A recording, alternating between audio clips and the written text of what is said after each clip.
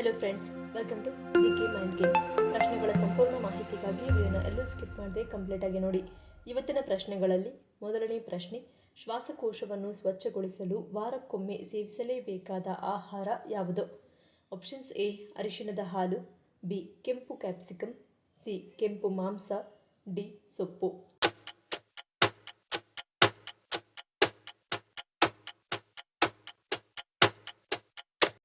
ಸರಿಯಾದ ಉತ್ತರ option A ಮತ್ತು ಬಿ. ಅರಿಶಿಣದ ಹಾಲನ್ನು ಅಥವಾ ಅರಿಶಿಣ ಮಿಶ್ರಿತ ನೀರನ್ನು ಕುಡಿಯುವುದು ಉತ್ತಮ. ಇದರಲ್ಲಿನ ಕರ್ಕ್ಯುಮಿನ್ ಶ್ವಾಸಕೋಶಗಳಲ್ಲಿನ ಉರಿಯೂತವನ್ನು ಕಡಿಮೆ ಮಾಡಲು ಮತ್ತು ಉಸಿರಾಟವನ್ನು ಸುಲಭಗೊಳಿಸಲು ಸಹಾಯ ಮಾಡುತ್ತದೆ. ಪ್ರತಿದಿನ ಒಂದು ಸಿಟ್ರಸ್ ಹಣ್ಣು ಅಥವಾ ನಿಮ್ಮ ಸಲಾಡ್ನಲ್ಲಿ ಕೆಂಪು ಕ್ಯಾಪ್ಸಿಕಮ್ ಸೇರಿಸಿ. ಕಿತ್ತಳೆ, ನಿಂಬೆ ಮತ್ತು ಕೆಂಪು ಕ್ಯಾಪ್ಸಿಕಮ್ಗಳಲ್ಲಿ ವಿಟಮಿನ್ ಸಿ ಅಧಿಕವಾಗಿದೆ. ಹಾಗೆಯೇ ಪ್ರತಿದಿನ ಕನಿಷ್ಠ 10 ನಿಮಿಷ ಆಳವಾದ ಉಸಿರಾಟದ ವ್ಯಾಯಾಮಗಳನ್ನು ಮಾಡಿ. ಸಾಕಷ್ಟು ನೀರು ಕುಡಿಯಿರಿ. ಇದು ಶ್ವಾಸಕೋಶದಲ್ಲಿನ ಲೋಳೆಯನ್ನು ತೆಳುಗೊಳಿಸಿ ಸುಲಭವಾಗಿ ಹೊರಬರಲು ಸಹಾಯ ಮಾಡುತ್ತದೆ. ಎರಡನೇ ಪ್ರಶ್ನೆ, ಧನುರ್ಮಾಸದಲ್ಲಿ ಬೆಳಗ್ಗಿನ ಜಾವ ಅಶ್ವತ್ಥ ಮರವನ್ನು ಸುತ್ತಬೇಕು ಎನ್ನಲು ಕಾರಣವೇನು? ಆಪ್ಷನ್ಸ್ ಎ ಇಷ್ಟಾರ್ಥ ಸಿದ್ಧಿ, ಬಿ ಪಾಪನಾಶ, ಸಿ ದೋಷ ನಿವಾರಣೆ, ಡಿ ಆರೋಗ್ಯ ವೃದ್ಧಿ.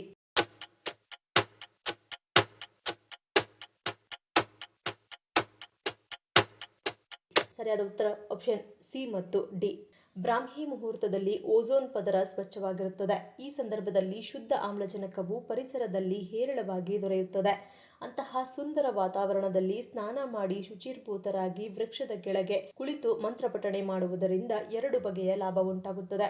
ಬೇವಿನ ಗಾಳಿ ಮೈಗೆ ತಾಕುವುದರಿಂದ ಚರ್ಮ ವ್ಯಾಧಿಗಳು, ಸಕ್ಕರೆ ಕಾಯಿಲೆಗಳು ಉಪಶಮನಗೊಳ್ಳುತ್ತವೆ.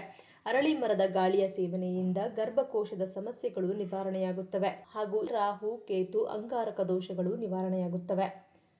ಮೂರನೇ ಪ್ರಶ್ನೆ, ಹೊಟ್ಟೆಯಿಂದ ಗುಡುಗುಡು ಎಂದು ಶಬ್ದ ಬರಲು ಕಾರಣವೇನು? ಆಪ್ಷನ್ಸ್ ಎ ಹಸಿವು, ಬಿ ಅಜೀರ್ಣ, ಸಿ ಆಹಾರ ಚಲನೆ, ಡಿ ಮೇಲಿನ ಎಲ್ಲವೂ.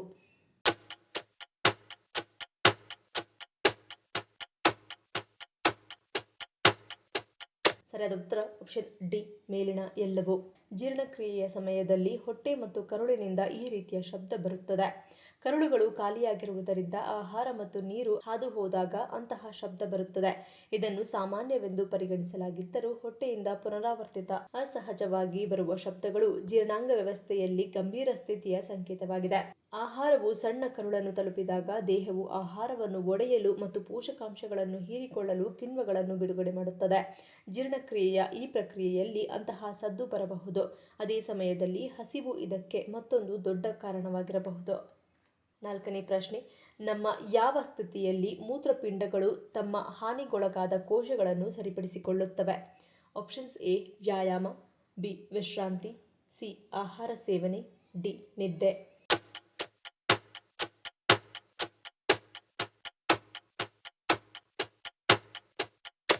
ಸರಿಯಾದ ಉತ್ತರ ಆಪ್ಷನ್ ಡಿ ನಿದ್ದೆ. ನಾವು ಮಲಗಿರುವಾಗ ನಮ್ಮ ದೇಹವು ಚೇತರಿಸಿಕೊಳ್ಳುವ ಕೆಲಸವನ್ನು ಮಾಡುತ್ತದೆ. ಈ ಸಮಯದಲ್ಲಿ ಸರಿಯಾದ ಆಹಾರವನ್ನು ಸೇವಿಸುವುದರಿಂದ ಮೂತ್ರಪಿಂಡಗಳು ತಮ್ಮ ಹಾನಿಗೊಳಗಾದ ಕೋಶಗಳನ್ನು ಸರಿಪಡಿಸಲು ಮತ್ತು ವಿಷಕಾರಿ ವಸ್ತುಗಳನ್ನು ಹೊರಹಾಕಲು ಹೆಚ್ಚಿನ ಬೆಂಬಲ ಪಡೆಯುತ್ತವೆ. ನಿದ್ರೆಯ ಸಮಯದಲ್ಲಿ ದೇಹವು ವಿಶ್ರಾಂತಿ ಪಡೆಯುತ್ತದೆ. ಈ ಅವಧಿಯಲ್ಲಿ ರಕ್ತದ ಹರಿವು ಮತ್ತು ರಕ್ತದೊತ್ತಡ ಕಡಿಮೆಯಾಗಿರುತ್ತದೆ. ಇದು ಕಿಡ್ನಿಗಳ ಮೇಲಿನ ಒತ್ತಡವನ್ನು ಕಡಿಮೆ ಮಾಡಿ ಅವುಗಳ ಕೋಶಗಳ ದುರಸ್ತಿ ಮತ್ತು ಪುನರುತ್ಪತ್ತಿಗೆ ಸೂಕ್ತ ವಾತಾವರಣವನ್ನು ಸೃಷ್ಟಿಸುತ್ತದೆ. ಐದನೇ ಪ್ರಶ್ನೆ, ಅಗ್ನಿಗೂ ಮಾನವ ದೇಹಕ್ಕೂ ಇರುವ ಸಂಬಂಧವೇನು? ಆಪ್ಷನ್ಸ್ ಎ ಧೈರ್ಯ, ಬಿ ಜ್ವಾಲೆ, ಸಿ ಶಕ್ತಿ, ಡಿ ಮೇಲಿನ ಎಲ್ಲವೂ.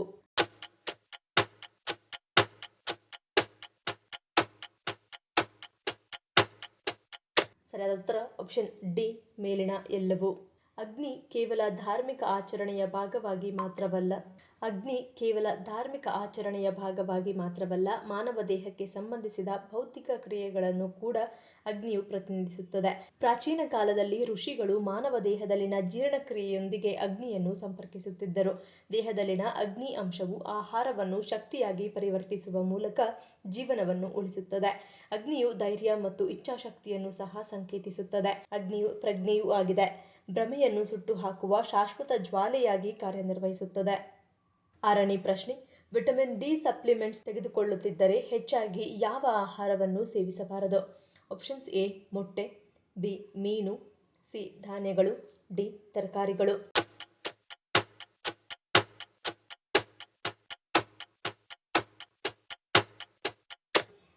ಸರಿಯಾದ ಉತ್ತರ ಆಪ್ಷನ್ ಸಿ ಮತ್ತು ಡಿ. ಬೀನ್ಸ್, ಮಸೂರ ಧಾನ್ಯಗಳು ಮತ್ತು ಕೆಲವು ಹಣ್ಣುಗಳು ಮತ್ತು ತರಕಾರಿಗಳಂತಹ ಹೆಚ್ಚಿನ ಫೈಬರ್ ಆಹಾರಗಳು ನಿಮ್ಮ ಆರೋಗ್ಯಕ್ಕೆ ಪ್ರಯೋಜನ ನೀಡುತ್ತವೆ. ಆದರೆ ವಿಟಮಿನ್ ಡಿ ತೆಗೆದುಕೊಳ್ಳುತ್ತಿರುವಾಗ ಹೆಚ್ಚಿನ ಫೈಬರ್ ಆಹಾರಗಳನ್ನು ತೆಗೆದುಕೊಳ್ಳಬಾರದು, ಏಕೆಂದರೆ ಫೈಬರ್ ನಿಮ್ಮ ದೇಹವು ಹೀರಿಕೊಳ್ಳುವ ವಿಟಮಿನ್ ಡಿ ಪ್ರಮಾಣವನ್ನು ಕಡಿಮೆ ಮಾಡಬಹುದು. 7ನೇ ಪ್ರಶ್ನೆ, ಮಲಬದ್ಧತೆ ಮತ್ತು ಪೈಲ್ಸ್ನಿಂದ ಬಳಲುತ್ತಿರುವವರಿಗೆ ಯಾವುದು ಉತ್ತಮ ಪರಿಹಾರವಾಗಿದೆ? ಆಪ್ಷನ್ಸ್: ಎ ಗೋಧಿ, ಬಿ ಹಾಲು, ಸಿ ನವಣೆ, ಡಿ ಸ್ವೀಟ್ ಕಾರ್ನ್.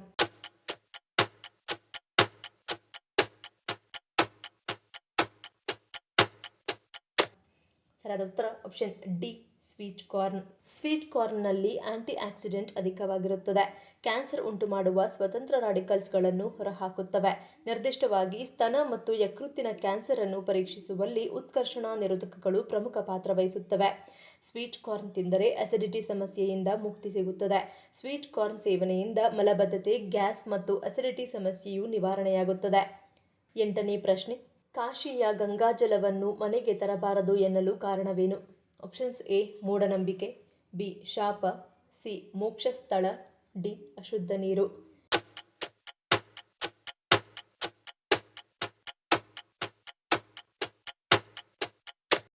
ಸರಿಯಾದ ಉತ್ತರ ಆಪ್ಷನ್ ಸಿ ಮೋಕ್ಷ ಸ್ಥಳ. ಕಾಶಿಯಲ್ಲಿರುವ ಮಣಿಕರ್ಣಿಕಾ ಘಾಟ್ ಭಾರತದ ಅತ್ಯಂತ ಪ್ರಸಿದ್ಧ ಅಂತ್ಯಕ್ರಿಯೆ ಸ್ಥಳಗಳಲ್ಲಿ ಒಂದಾಗಿದೆ. ಇಲ್ಲಿ ಅಂತ್ಯಕ್ರಿಯೆ ನಡೆಸುವವರಿಗೆ ಮೋಕ್ಷ ಪ್ರಾಪ್ತಿಯಾಗುತ್ತದೆ ಎಂದು ನಂಬಲಾಗಿರುವುದರಿಂದ ದಿನದ 24 ಗಂಟೆಯೂ ಇಲ್ಲಿ ಅಂತ್ಯಕ್ರಿಯೆಯ ವಿಧಿವಿಧಾನಗಳನ್ನು ನಡೆಸಲಾಗುತ್ತದೆ. ಆದರೆ ನಿರಂತರ ದಹನ ಕ್ರಿಯೆಗಳಿಂದ ಬೂದಿ ಮತ್ತು ಇತರ ಅವಶೇಷಗಳು ಗಂಗಾ ನದಿಗೆ ಹಾಕುತ್ತಾರೆ. ಈ ಅಂತ್ಯಕ್ರಿಯೆಯ ಪ್ರಕ್ರಿಯೆಗಳು ಗಂಗಾ ನದಿಯ ನೀರನ್ನು ಕಲುಷಿತಗೊಳಿಸುತ್ತವೆ. ಕಾಶಿಗೆ ಭೇಟಿ ನೀಡಿದ ಜನರು ತಮ್ಮೊಂದಿಗೆ ಗಂಗಾಜಲವನ್ನು ಮನೆಗೆ ತೆಗೆದುಕೊಂಡು ಹೋಗುವುದರಿಂದ ಅವರು ಯಾರೋ ಮರಣ ಹೊಂದಿದ ವ್ಯಕ್ತಿಯ ಅಂತ್ಯಕ್ರಿಯೆಯ ಸಾರವನ್ನು ತಮ್ಮ ಮನೆಗೆ ಸಾಗಿಸಲು ಕಾರಣವಾಗುತ್ತದೆ. ಆದ್ದರಿಂದ ಕಾಶಿಯಿಂದ ಗಂಗಾಜಲವನ್ನು ತೆಗೆದುಕೊಂಡು ಹೋಗುವುದನ್ನು ತಪ್ಪಿಸುವುದು ಉತ್ತಮ ಎಂದು ಹೇಳಲಾಗುತ್ತದೆ. 9ನೇ ಪ್ರಶ್ನೆ, ಟೀ, ಕಾಫಿಯೊಂದಿಗೆ ಬಿಸ್ಕೆಟ್ ತಿನ್ನುವುದರಿಂದ ಯಾವ ಕಾಯಿಲೆ ಬರುತ್ತದೆ? ಆಪ್ಷನ್ಸ್: ಎ ಹೃದಯಾಘಾತ, B sugar, C piles, D ಕರುಳು ಸೋಂಕು.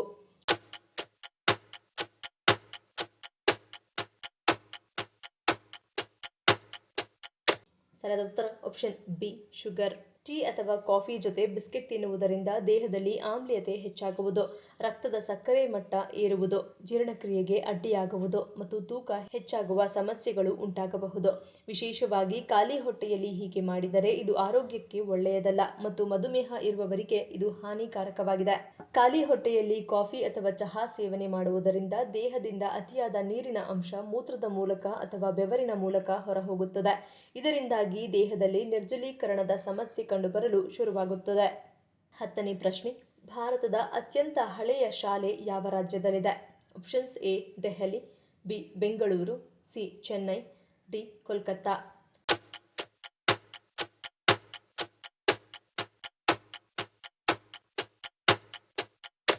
ಸರಿಯಾದ ಉತ್ತರ ಆಪ್ಷನ್ ಸಿ ಚೆನ್ನೈ. ಭಾರತದ ಅತ್ಯಂತ ಹಳೆಯ ಶಾಲೆಯ ಶೀರ್ಷಿಕೆಯು ಅಧಿಕೃತವಾಗಿ ತಮಿಳುನಾಡಿನ ಚೆನ್ನೈನಲ್ಲಿರುವ Saint George Anglo Indian higher secondary ಶಾಲೆಗೆ ಸೇರಿದೆ. 1715ರಲ್ಲಿ ಬ್ರಿಟಿಷರು ಸ್ಥಾಪಿಸಿದ ಇದನ್ನು ಮೂಲತಃ ಮಿಲಿಟರಿ ಪುರುಷ ಅನಾಥ ಆಶ್ರಯ ಎಂದು ಕರೆಯಲಾಗುತ್ತಿತ್ತು ಮತ್ತು ಬ್ರಿಟಿಷ್ ಸೈನಿಕರ ಅನಾಥ ಮಕ್ಕಳಿಗೆ ಶಿಕ್ಷಣ ನೀಡಲು ನಿರ್ಮಿಸಲಾಯಿತು. ವರ್ಷಗಳಲ್ಲಿ ಶಾಲೆಯು ತನ್ನ ರಚನೆಯನ್ನು ವಿಸ್ತರಿಸಿತು, ಆಧುನಿಕ ವಿಷಯಗಳನ್ನು ಪರಿಚಯಿಸಿತು ಮತ್ತು ಭಾರತೀಯ ಶಿಕ್ಷಣ ವ್ಯವಸ್ಥೆಗೆ ಹೊಂದಿಕೊಂಡಿತು. ಇಂದು ಇದು ವಸಾಹತುಶಾಹಿ ಕಾಲದಿಂದ ಇಂದಿನವರೆಗಿನ ಭಾರತದ ದೀರ್ಘ ಶೈಕ್ಷಣಿಕ ಪ್ರಯಾಣದ ಸಂಕೇತವಾಗಿ ನಿಂತಿದೆ. ಈ ಪ್ರಶ್ನೆಗಳಲ್ಲಿ ನೀವು ಎಷ್ಟು ಪ್ರಶ್ನೆಗಳಿಗೆ ಸರಿ ಉತ್ತರವನ್ನು ಕೊಟ್ಟರೆ ಅನ್ನೋದನ್ನು ಕಮೆಂಟ್ ಮಾಡಿ ತಿಳಿಸಿ. ಈ ವಿಡಿಯೋ ನಿಮಗೆ ಇಷ್ಟ ಆಗಿದ್ರೆ ಮರಿದೇ ಲೈಕ್ ಮಾಡಿ, ಶೇರ್ ಮಾಡಿ, ಸಬ್ಸ್ಕ್ರೈಬ್ ಮಾಡಿ. ನನ್ನ ಚಾನಲ್ನ ಇನ್ನೂ ಸಬ್ಸ್ಕ್ರೈಬ್ ಮಾಡಿದೆ ಹಾಗೆ ವಿಡಿಯೋಸ್ ನೋಡ್ತಿದ್ರೆ ಪ್ಲೀಸ್ ಸಬ್ಸ್ಕ್ರೈಬ್ ಮಾಡಿ, ಸಪೋರ್ಟ್ ಮಾಡಿ. ಮತ್ತೊಂದು ಇಂಟ್ರೆಸ್ಟಿಂಗ್ ವಿಡಿಯೋಂದಿಗೆ ಸಿಗ್ತೀನಿ. Until love you all, take care.